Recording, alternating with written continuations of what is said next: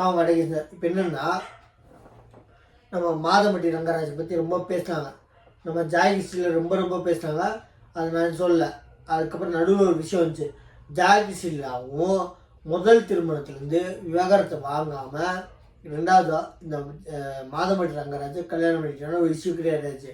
அப்புறம் மெயின்டெனன்ஸ் போட்டிருக்காங்களா கேஸில். அப்புறம் குழந்தைய பிறந்துச்சு, ஆண் குழந்தை அப்படின்னா அது பார்க்குறதுக்கே ரங்கராஜ் பாரதி இருக்காங்கன்னு சொல்லியிருக்காங்க. யார்? ஜாய் ஹிஸ்ட்ரியில். ப்ளஸ்ஸு ரங்கராஜ் அந்த கமிஷனில் குழந்தை தான் நான் தான் கல்யாணம் பண்ணிக்கிட்டேன்னு சொல்லிட்டாங்க. அப்போ டிஎன்ஏ டெஸ்ட் தேவையில்லை. இவர் மறுத்தா இது என் குழந்தை இல்லைன்னு சொன்னால் தான் டிஎன்ஏ டெஸ்ட் தேவை. இவரே ஒத்துக்கிட்டார் அப்படின்னு செய்தியில் பார்த்தேன். சரிங்களா?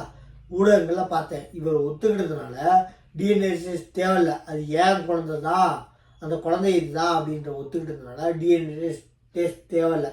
ஒரு வழக்கறிஞர் சொன்னேன், அவர் இல்லைன்னு சொன்னால் தான் டிஎன்ஏ டெஸ்ட்டுக்கு போகணும், அதை நிரூபிக்கிறதுக்கு. இவரே அவர் ஒத்துக்கிட்ட போது நிரூபிக்க தேவை இல்லை, ஏன்னா ஒத்துக்கிட்டார் இவரே அப்படின்னு சொல்லி பத்திரிகை ஊடகங்களில் நான் பார்த்தேன். இவரை ஒத்துக்கிட்டு தான். அதனால் இந்த மாதிரி 2 பேர் மீது தப்பு இருக்குது. நான் பல வீடியோ போட்டிருக்கேன் நம்ம சேனலில், நீங்கள் பாருங்கள். நம்ம சேனலை சப்ஸ்கிரைப் பண்ணி பாருங்கள். தேங்க்யூ.